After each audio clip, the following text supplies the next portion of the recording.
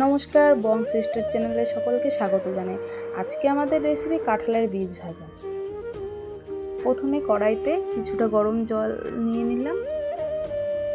এবার ওই জলে সামান্য কিছুটা নুন দিয়ে কেটে রাখা খোসা ছাড়ানো কাঁঠালের বীজগুলোকে দিয়ে দেবো এবং ঢাকা দিয়ে দেবো। কিছুক্ষণ পরে জলটা ফুটে এলে দেখবো কাঁঠালের বীজগুলো সেদ্ধ হয়েছে কিনা।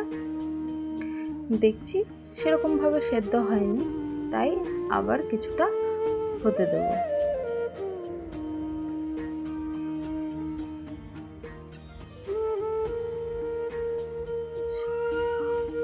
এখন সামান্য পরিমাণ কিছুটা হলুদ দিয়ে দেব।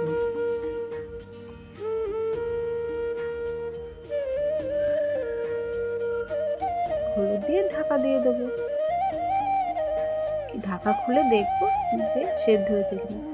সেদ্ধ হয়ে গেছে। এখন নামিয়ে নেব। নামিয়ে জল ঝরিয়ে নেব।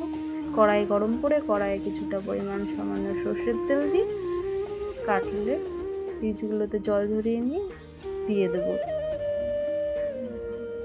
হালকা ভেজে নিয়ে সামান্য পরিমাণ স্বাদ মতো নুন দিয়ে ভেজে নেব। তারপর সামান্য হলুদ এবং লঙ্কার গুঁড়ো দিয়ে ঢাকা দিয়ে ভালো করে নাড়াচাড়া দিয়ে এবার নামিয়ে নেব।